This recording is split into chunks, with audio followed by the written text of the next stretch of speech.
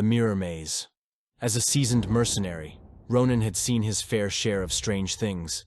He had been hired for jobs that ranged from the mundane to the outright bizarre, but nothing had ever prepared him for the old carnival on the outskirts of a small town. When he heard about the lucrative bounty placed on the head of a creature supposedly lurking in the abandoned grounds, he knew he had to check it out. The carnival had been shut down for decades, and whispers of tales of horrific accidents, inexplicable disappearances, and haunting occurrences surrounding it spread like urban legends throughout the town. The sun was setting as Ronan arrived, the last rays of light casting long, eerie shadows over the rusting rides and tattered tents. Ronan's instincts were sharp. He moved silently through the deserted grounds, his eyes scanning for any sign of movement. He came upon the fabled Hall of Mirrors, its entrance marked by a faded sign that read, "Enter if you dare." A smirk tugged at his lips. He'd survived worse. With a steadying breath, he stepped inside. The air was colder here. The dim bulbs lining the ceiling flickered intermittently. Mirrors of all shapes and sizes lined the walls, reflecting his image back at him in distorted, unsettling ways. As he moved deeper into the maze, Ronan felt a creeping sense of unease. His reflection seemed wrong,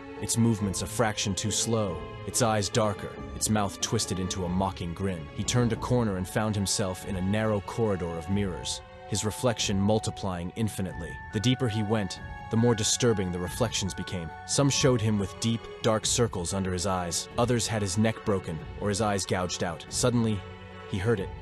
A faint whisper, a rustle of movement. Ronan drew his knife. Every muscle in his body tensed.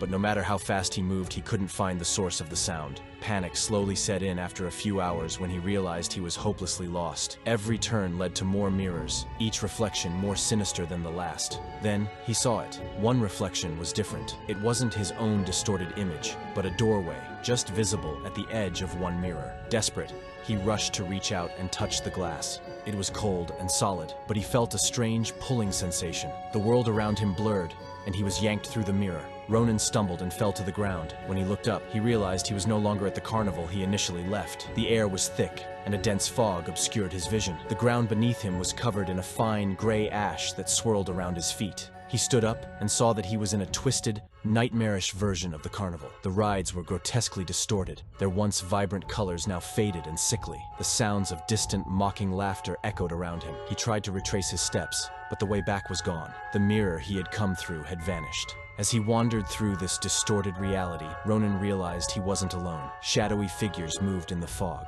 their eyes faintly glowing. Some had elongated limbs, others twisted features, and all of them exuded a sense of malevolence. His instincts kicked in, and he drew his weapon, ready to fight. Hours turned to days, and days turned into weeks, or so it seemed. Time had lost all meaning. Ronan hunted the distorted monsters, using every skill he had honed over the years. It seemed they were weak to his silver knife. He found no food, no water, yet he didn't feel hunger or thirst. It was as if he were trapped in a nightmare that wouldn't end. One day, he saw a figure ahead of him, clearer than the others. It was a man, his face familiar. As he got closer, he realized it was his old comrade, Jack, who had disappeared on a mission years ago. Jack looked at him with sad eyes. Ronan reached out to him, but Jack stepped back, shaking his head. "You shouldn't have come here, Ronan," Jack said, his voice echoing strangely. "This place is a trap, a prison for lost souls." "How do I get out?" Ronan demanded.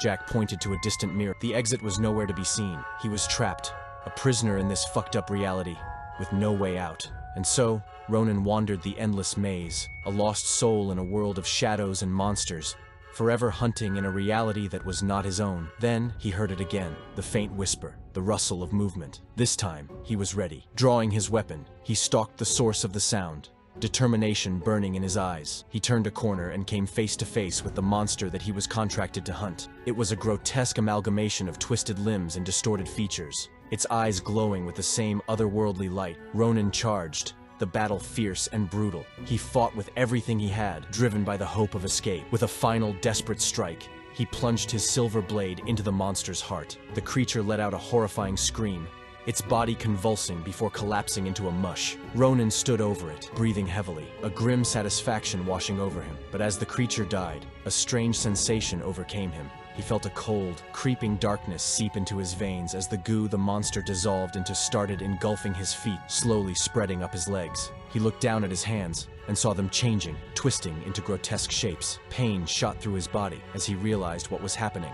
The curse of the monster was transferring to him. He tried to fight it, but it was too late. The darkness consumed him, reshaping his body into a new monstrosity. Ronan's mind screamed in horror, but his body was no longer his own. He had become the new monster of the Hall of Mirrors, forever trapped in this nightmarish reality. He roamed the maze, a distorted shadow of his former self, hunting for lost souls who dared to enter, knowing that each kill would only prolong his cursed existence. And so, the cycle continued. The Hall of Mirrors claiming more victims, each one falling to the new monster that had once been Ronan.